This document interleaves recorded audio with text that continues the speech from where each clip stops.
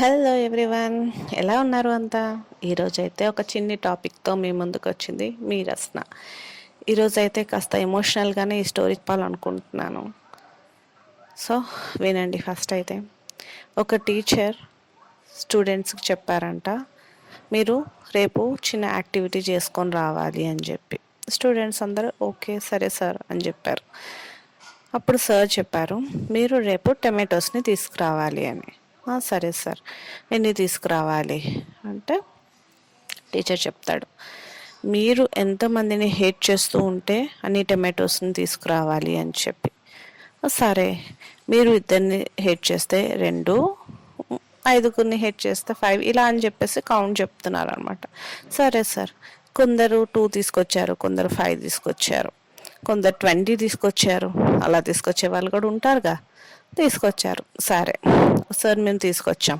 Okay, వీటిని ఏం చేస్తారంటే మీరు 1 వీక్ వరకు కూడా మీతోనే క్యారీ చేయాలి. మీరు ఎక్కడికి వెళ్ళినా సరే, మీరు ఇంట్లో ఉన్నా, స్కూల్లో ఉన్నా, ప్లే చేస్తున్నా, ఏం చేస్తున్నా సరే మీతో ఉండాలి అని చెప్పేసి చెప్తారు. ఓకే సార్, 1 వీక్ అయిపోయింది. 1 వీక్ అయిపోయాక స్టూడెంట్స్ని అడుగుతాడనమాట టీచర్, మీరు ఎలా ఫీల్ అవుతున్నారు అని చెప్పేసి. సార్, చాలా స్మెల్ వస్తుంది సార్, చాలా వెయిట్ అయ్యింది సార్, ఇది అస్సలు ఏం బాగోలేదు, మేము హ్యాండిల్ చేయలేకపోతున్నామని చెప్తారనమాట. అప్పుడు టీచర్ అంటాడు, సో మీరు టమాటోస్ని హ్యాండిల్ చేయలేకపోతున్నారు, మీ హార్ట్ కూడా ఇలాగే హేట్ చేసే వాళ్ళని క్యారీ చేయలేక తనెంత ఫీల్ అవుతుంది మీకు తెలుస్తుందా? మీరు ఒక విషయానికి ఫీల్ అయ్యారు, ఒకరిని హేట్ చేసేది ఎందుకు? ఏ రోజు ఆ రోజు విడిచిపెట్టాలి కదా.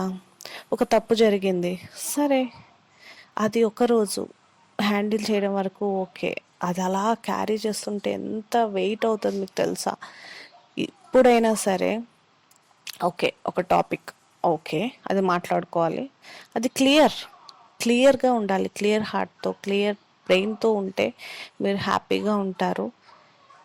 వీటి వెయిట్ ఎలా పెరుగుతుందో మీ హార్ట్లో బాధ కూడా అలాగే పెరుగుతూ ఉంటుంది అని చెప్పేసి టీచర్ చెప్తాడనమాట. అది నాకు చాలా చాలా అంటే చాలా నచ్చింది. మీకు ఎంతగా నచ్చిందో మీరు కామెంట్ చేయండి. చేస్తారని అనుకుంటున్నాను. నచ్చుద్ది, చాలా వరకు నచ్చుద్ది. మీరైతే వింటున్నారు కానీ ఎవరు కూడా సబ్స్క్రైబ్ చేసుకోవట్లేదు, కామెంట్ కూడా లేదు. ఇట్స్ ఓకే, కానీ ఒకసారి విని ఎలా ఉందో మీకు